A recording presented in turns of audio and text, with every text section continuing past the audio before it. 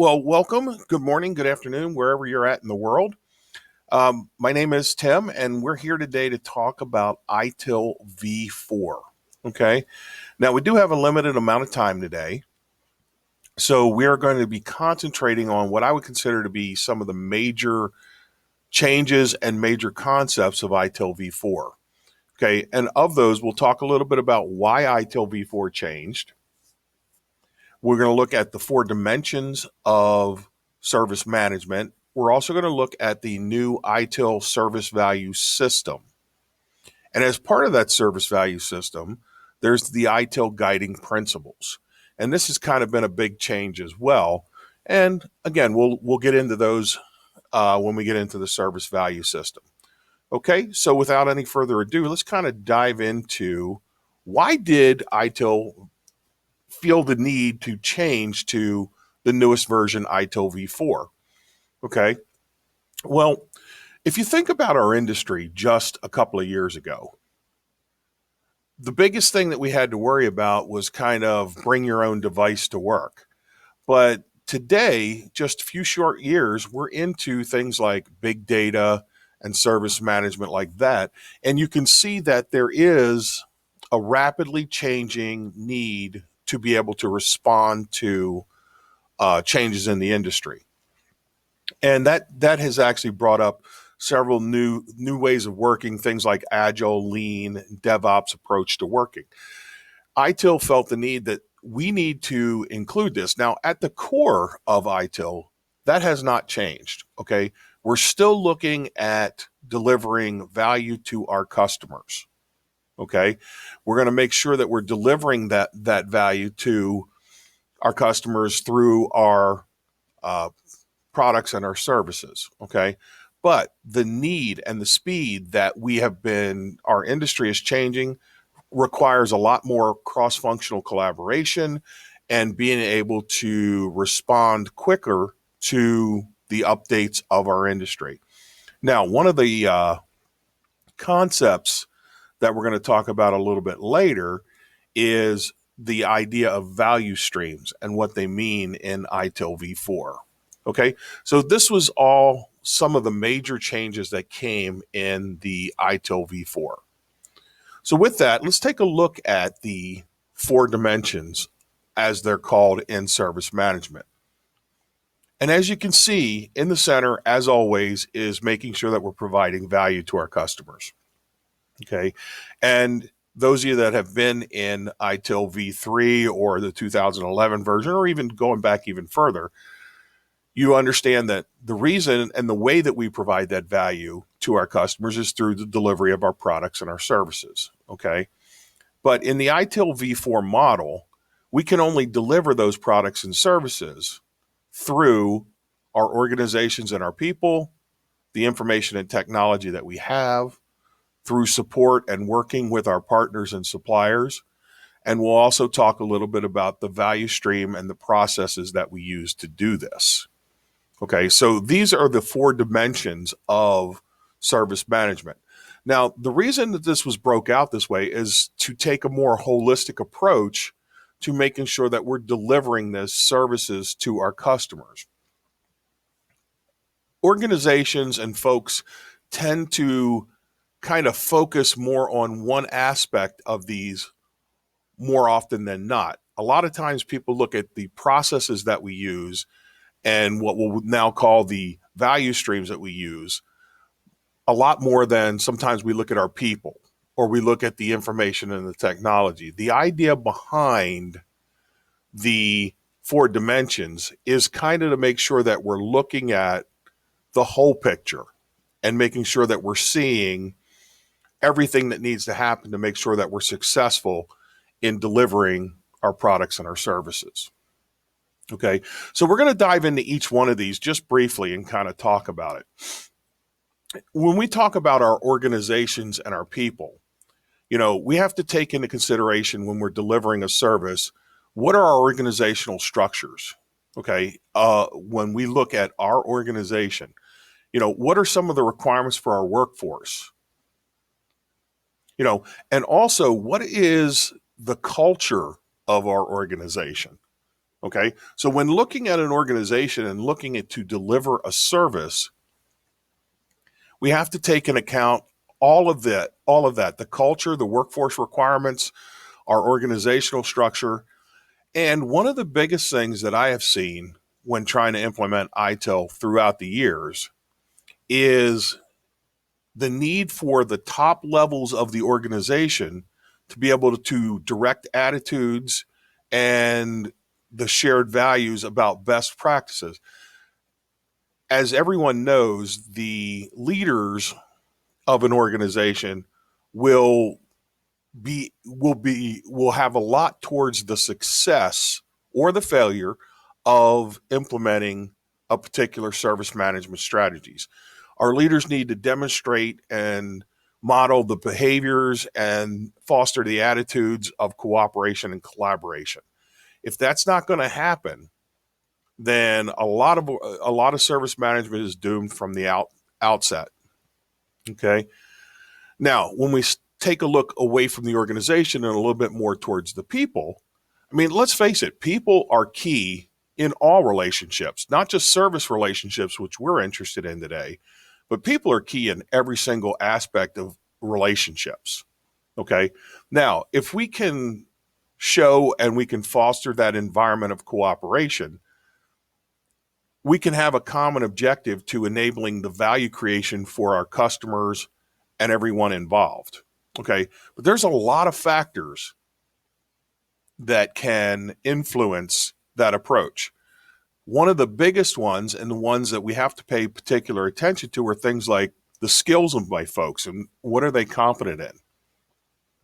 Okay. We also have to take into account a lot of the leadership styles and the management styles of our organization. Another key element is, how do we communicate? How do we collaborate? Okay. And this is probably one of the more important ones for the individuals that are working, is everyone needs to understand what their contribution to creating value for our customer is. I've seen so many organizations where people just go about their daily work like a cog in the machine, but the actual approach to service management, people need to understand how their actions are actually leading to creating the value that we're delivering to our customers. Now, if we get this collaboration right, that really does lend itself to more breaking down of those silos that sometimes get created in our organizations.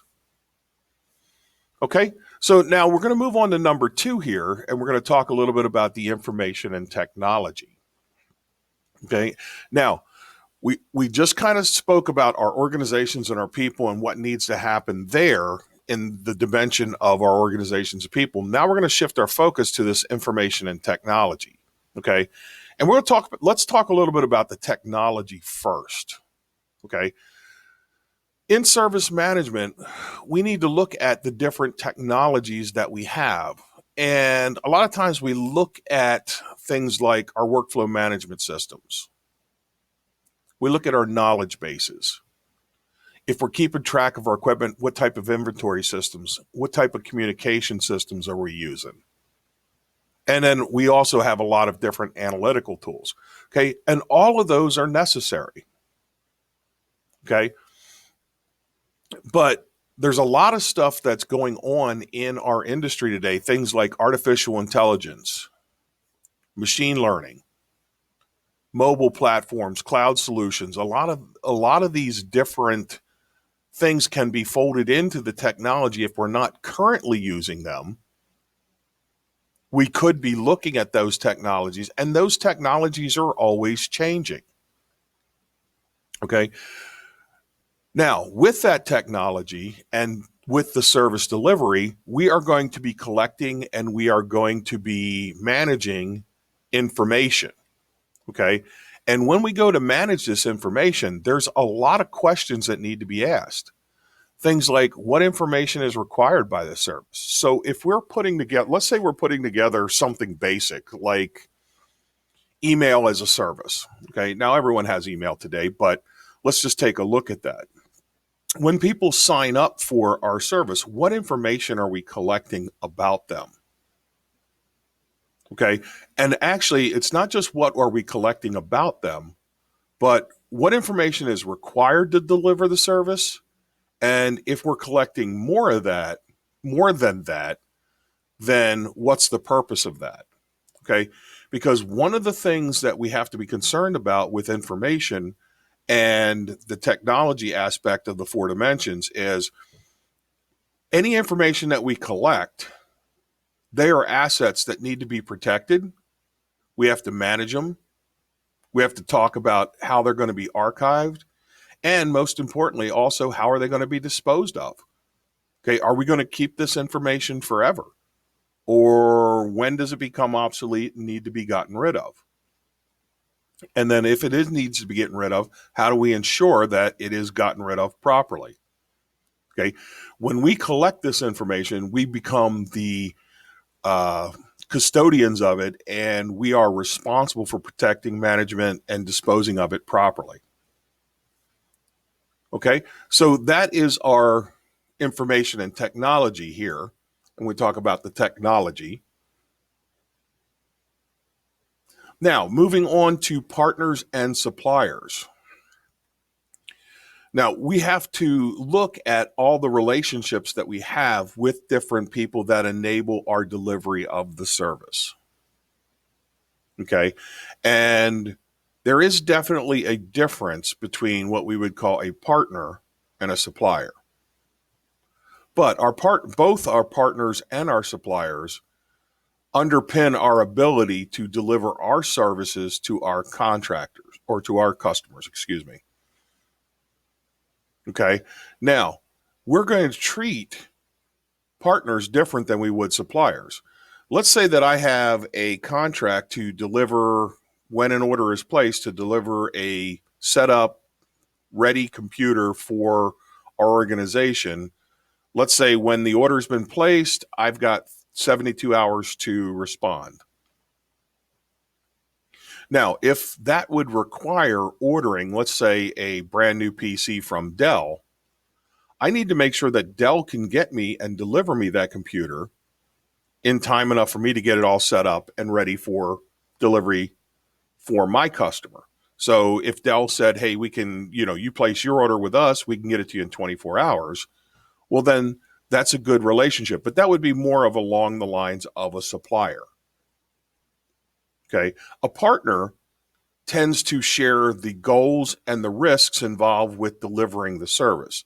Now, if Dell wanted to become a partner in that, we would have a lot of different meetings. They would talk about what our goals are and how they could help us meet them. They could share in the risks if we don't deliver on time. Then they would become more of a partner. Okay. But suppliers tend to be more responsible for providing the services that we need to deliver our services. Partners, like the name implies, tend to be more of a partnership, and we share those risks and the goals that we're trying to achieve. Okay, and then last but not least, the 4th dimension here, and that is our value streams and our processes. Okay, now I'd like to talk about the processes first, and then we'll talk about the value streams. Okay, processes are basically a set of interrelated, interacting activities that will take inputs, transform them into outputs. Okay, so we'll take our inputs and turn them into defined outputs. And I'll give you an example of this in just a second. Okay, so a process is something that we do. We have to look at who is involved, how is it done, and we want to take a look at what is the generic way of doing this for the service that we are delivering. Okay. Now, a value stream is a series of those processes put together to create and deliver the services to our customers. Okay.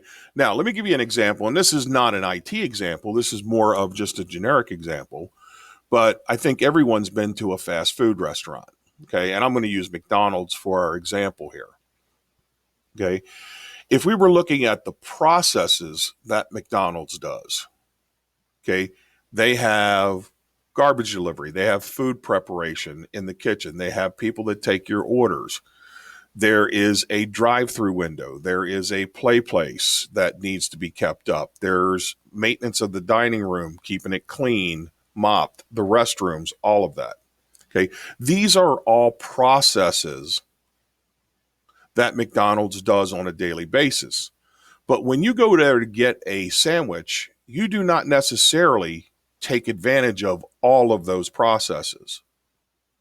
If we were to look at a value stream of how you get your meal, let's say that you approach and you go through the drive-through. Okay, you're going to be using the process of the ordering service, the drive-through window, the kitchen. You probably will not be making use of the waste disposal because you'll be taking the waste with you. You're not going to be making use of the process of the play place. You probably won't be using the process of the restrooms and that type. Okay. However, that would be one value stream of how you could get your meal delivered. Now, let's take a look at where we park our car, we walk inside. Again, we won't be using the drive-through window this time, but we will be maybe using the order taking at the counter. Again, we'll be using the kitchen. We probably will be using the waste disposal this time because we'll probably be leaving the trash before we go. We may or may not need to use the restrooms. Unless we have small children, we probably won't be using the play place. But I still have a value stream there where I'm going to be using their processes to get my meal and get my value from that organization. Okay, so value streams are collections of our processes. So we can look in the IT world of all the processes we deliver, but we don't use all of those processes all of the time to deliver every single value stream. Okay, so that is the difference between value streams and the fourth dimension here, value streams and processes. We need to identify the processes that we do and how we then deliver those services to our customers. Now, that was just the very briefest of explanations of the four dimensions. But those four dimensions also are very dependent upon external factors that we do not get to choose about. Okay, these are things that are beyond our control. So we can have the perfect four dimensions set up and we're humming along, delivering our value to our customers through our products and services. And then we get nailed with what we call the external factors here. And these are all things that have impacts on our organization. So we do need to be able to respond appropriately to readjust for our organization. Okay. So, and some of these are political. You've got economic considerations, social considerations. Technology is always changing. Legal considerations. How often has a law or a statute changed and it requires us to change the way that we do business? Just look at when the HIPAA law was passed and how much of an impact that had on IT as a whole. And then finally, there are environmental considerations as well that can impact the way that we do our jobs. So the four dimensions here are constantly in flux, and we're having to respond to them all the time based on the political factors and also from the inside when the need of our customer changes and we need to deliver value to those customers. So we get pressure from the outside, we get changes from the inside. Our ability to respond and still deliver the products and services that our customer needs is dependent upon these four dimensions. Okay, so that was kind of the briefest introduction to the four dimensions of service management. Now, The next big change, or not change, but adjustment in ITIL was the concept of the service value system. Okay. And in that service value system, you can see here that we can identify an opportunity or a demand. And through the use of our service value chain in conjunction with the guiding principles in our governance, supported by our practices and the ability to continually improve, we can then deliver value to our customers. So we're going to briefly look at a few of these, and I'm going to go through them kind of quick. But the trigger to all of this is the identification of an opportunity or a demand. So what's the difference here? The opportunity is we recognize that we have the ability to add value for stakeholders. We, on the service provider side, recognize that. A demand would be coming from our customers. So we don't always sit around and just wait for the customer to say, hey, I need this. But they both have the same net effect. Okay, whether we recognize it or whether the customer recognizes it first, this is the trigger to the service value system, because we could be providing something or they're asking for something. Either way, we have a means to deliver value to our customer. Okay.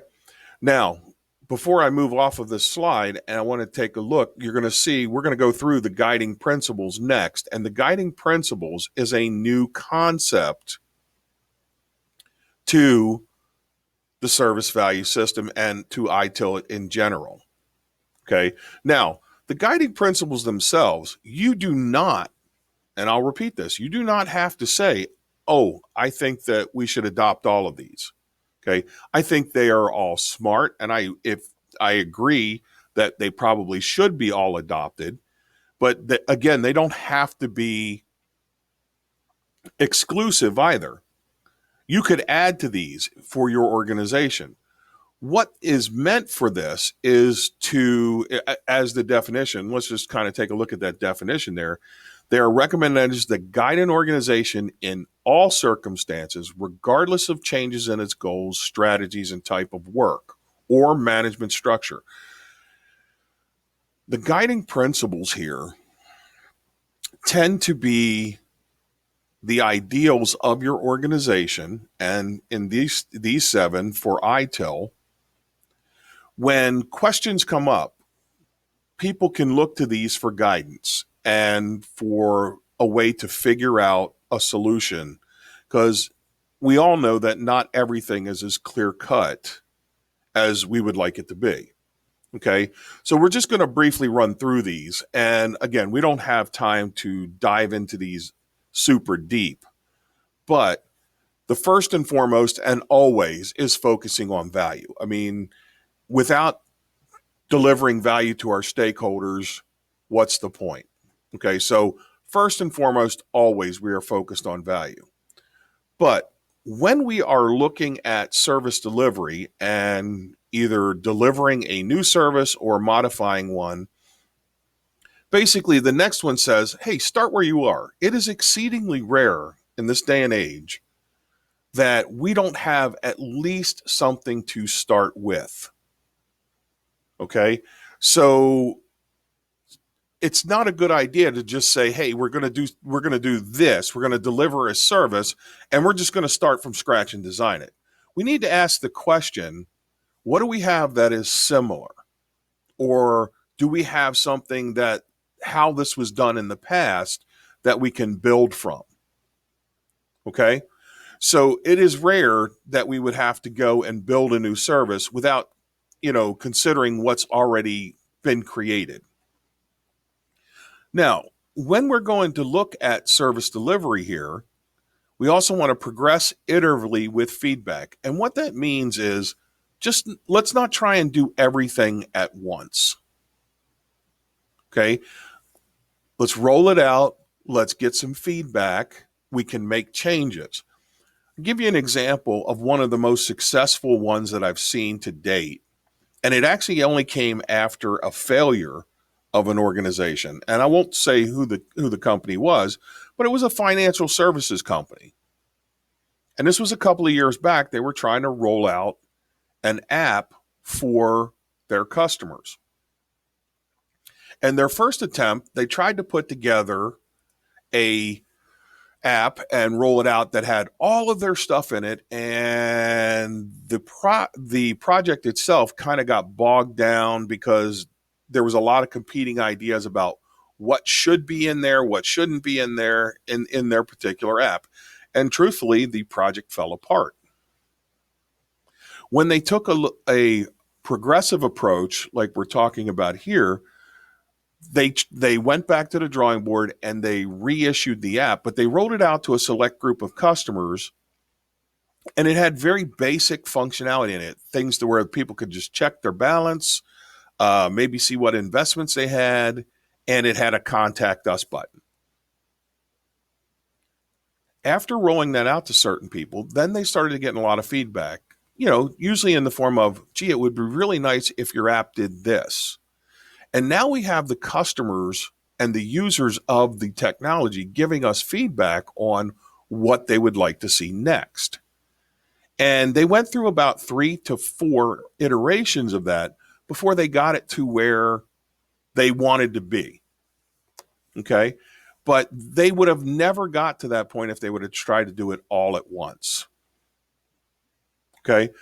The fourth one there is collaborate and promote visibility and making sure that people know what's going on, okay?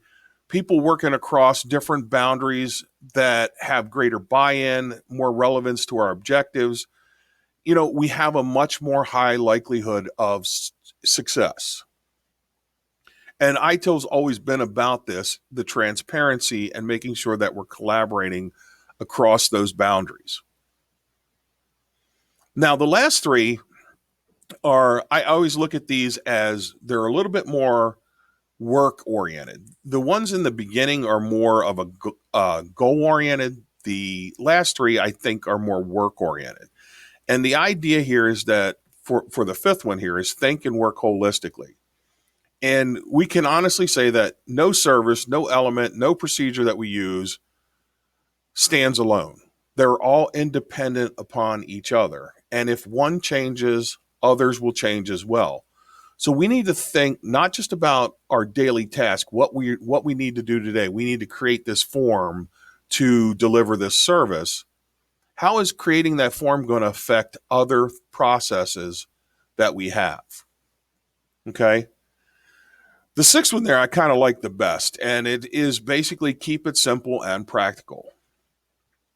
If something provides no value, if you have a process, you have a service, something, a work action that people are doing, or you're measuring something and you look at it and it provides no value, then why are we doing it? Okay. If we can ensure that, if we can say, hey, it does not provide any value, then eliminate it, because you're expending resources and you're not getting anything for it. Okay. Also, keep a simple and a practical approach to our development. And then finally, after we've optimized and made, taken the simple approach, we can optimize all of our processes, and then hopefully we can automate them but optimize should always come before automating. Okay. Human intervention should only really happen when it's necessary. Okay. Where it really contributes to value. And a great example of this is, a lot of people today are monitoring the temperatures in their server rooms, but the days of an individual, an actual person going through reading a thermometer and recording that is no longer there. We've completely optimized and automated the tracking of our environment for our servers, because having a human being walking around and recording those temperatures really did not provide any additional value. Okay, so that's just kind of a brief example of where we would want to optimize and automate where necessary. Okay, so go back to governance real quick. And governing bodies, every organization has them, okay? But there's two levels of governance that we should be looking at here. First off, the governance for our organization and the units and the products that we're providing. But also there should be governance in the form of how we do ITIL as well. Okay, and those different governing bodies, I don't care who you are, there is some sort of governing body that is looking at you. Now, some of us have more governing bodies than are necessary, or I won't say necessary, but more than others. Okay, if you deal with the government, you're going to have a lot more governing bodies placed upon you than, say, a profit organization or a commercial organization that would be concerned with theirs. Again, depending on the industry, though, because in that industry, if you're in the industry of healthcare, you've got a lot of HIPAA requirements, and there's a lot of governing bodies that are associated with that. So the idea is that we have to work with our governance to be able to deliver these services. Okay, now, the third one in that approach was the service value chain.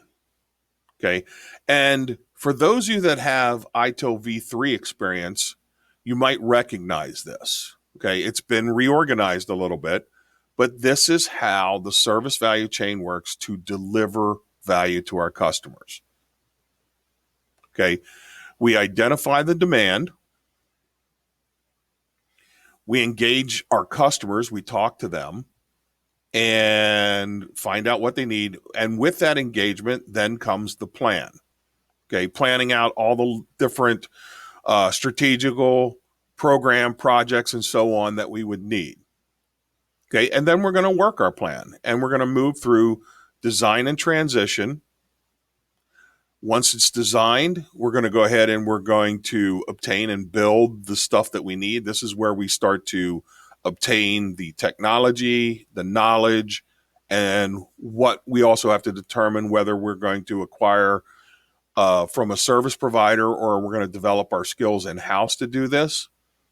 And then finally, once the service is built, we're going to deliver it, and we need to support it. Okay, and we're going to deliver the products and services necessary to deliver that value to our customer. And then finally, as in all the different areas of ITIL, probably the second biggest concept of ITIL is we should always be improving and trying to get better. Okay, so our plans, our improvement, that should drive from value back to demand. If we can get an improvement here, that is an opportunity that we've identified. And again, that keeps the whole process going. Okay, at its core, this is the service value chain. And for those, like I said, for those of you that have a history in ITIL, you might relate this to the old service life cycle. However, it differs from the service life cycle in that these are all connected. And we all knew that even back in ITIL v3. There are things that we find out when we get to obtain and build that are going to change our plan, or we need to engage with the customer. And if we were doing ITIL correctly back then, we realized that and we adjusted. It wasn't a straight life cycle like they represented. This is a much more accurate way of representing the way that we do and deliver services today. Okay.